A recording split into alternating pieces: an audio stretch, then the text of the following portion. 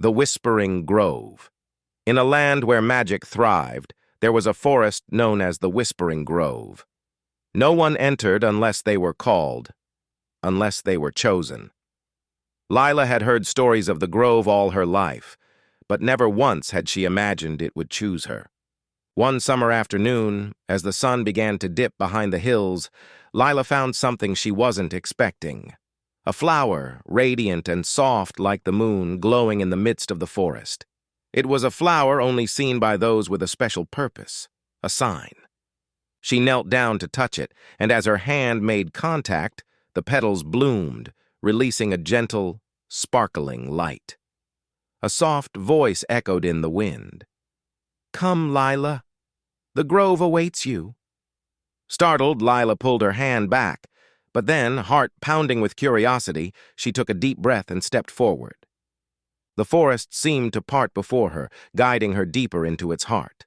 The deeper Lila ventured, the more mystical the forest became. Strange, glowing creatures fluttered past her, and the air hummed with the pulse of something ancient. As she entered a hidden part of the forest, a massive, ancient tree stood before her, its hollow beckoning her closer. Suspended above it was the same glowing flower. "Place your hand upon the tree, and let the grove reveal its secrets," a voice said. With trembling fingers, Lila placed her hand on the tree. The ground trembled slightly, and the tree's hollow erupted with a mystical light.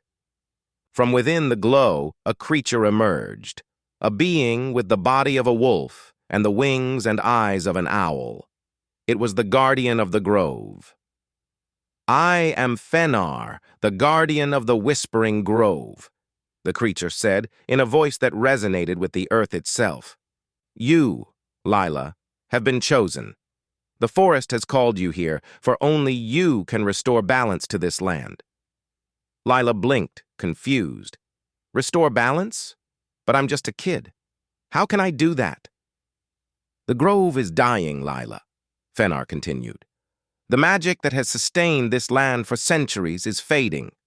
There is one who seeks to claim its power for himself." A dark vision flashed before her eyes.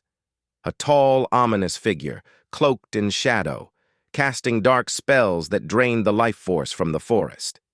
It was Lord Malgros, a sorcerer who once tried to conquer the grove.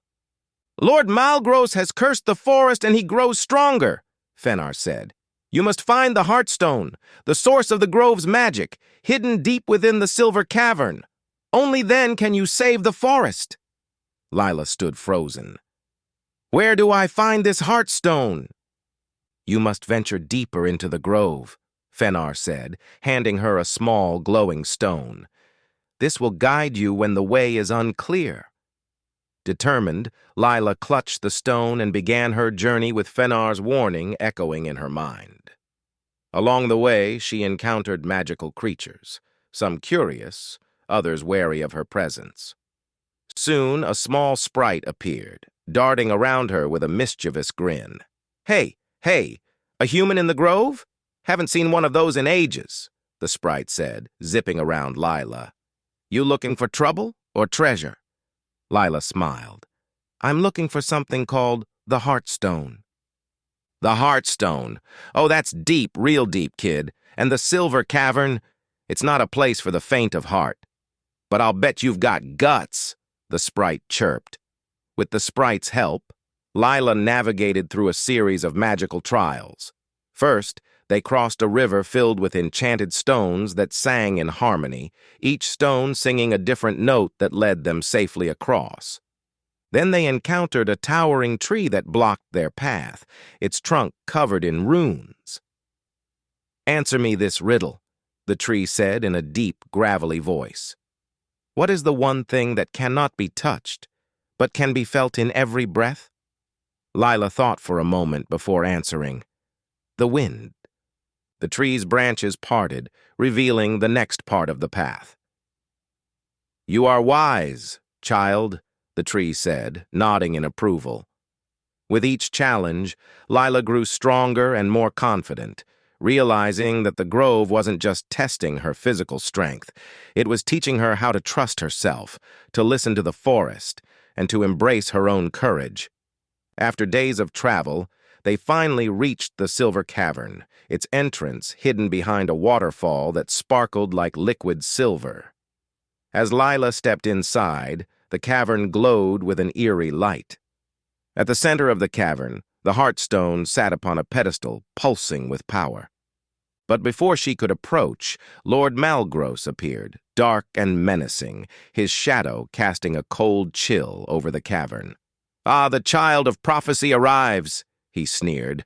"But you are too late. The Heartstone is mine." Lila stood her ground. "Not if I can help it." With a roar, Malgros summoned dark magic, twisting the cavern into shadows. Lila reached for the glowing stone Fenar had given her, holding it up to guide her. The stone illuminated her path, and she could feel the magic of the grove coursing through her veins. Drawing upon everything she had learned from the forest, the courage, the wisdom, the trust in herself, Lila focused her energy on the Heartstone. The cavern trembled as the Heartstone pulsed brighter, fighting against the dark sorcery that Malgros had unleashed. With one final burst of light, Lila's power overwhelmed Malgros, banishing him from the cavern. The darkness receded, and the Heartstone's glow returned, stronger than ever. The forest outside began to heal, the trees and flowers blooming again as the magic of the grove was restored. "You did it, Lila," Fenar said, standing beside her in the now vibrant forest. "You saved the grove." Lila smiled, feeling a deep connection to the forest. It wasn't just me. I had help from my friends, and from the forest itself. A tiny voice chirped from the trees, and the sprite, Pippin, appeared with a grin. "Hey, what's a little adventure without a little fun, huh?" With Malgros defeated, the forest was alive again, its magic restored. Lila knew her journey had only just begun. As she made her way back home, the wind whispered through the trees, reminding her that the grove would always be with her, and that she would always be connected to its magic.